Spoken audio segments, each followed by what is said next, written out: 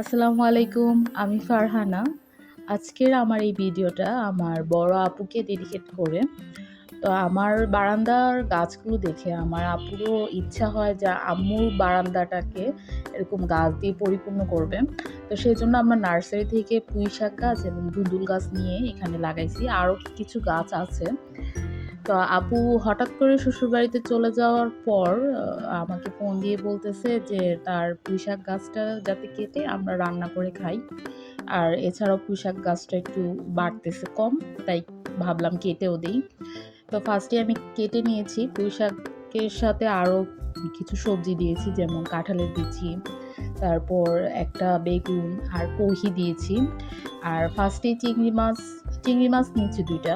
পেঁয়াজের সাথে চিংড়ি মাছটা ভালো মতো ভেজে যা যা মশলা দিয়ে কষিয়ে আমি শাকগুলো দিয়ে দিই এবং দিয়ে ঢেকে দিই। ঢেকে দেওয়ার পর কতক্ষণ পর পর চেক করতেছিলাম হচ্ছে কিনা। যখন দেখলাম শাকগুলো কষানো হয়ে গেছে তখন ঝোল দিয়ে আমি কাঁচামরিচ দিয়ে দিই, এরপর ঢেকে দিই। কতক্ষণ পর ধনেপাতা দিয়ে এটা বন্ধ করে দিই। আমি খুব ভালো রান্না পারি না, তারপর এটা আমার ক্ষুদ্র চেষ্টা। ধন্যবাদ।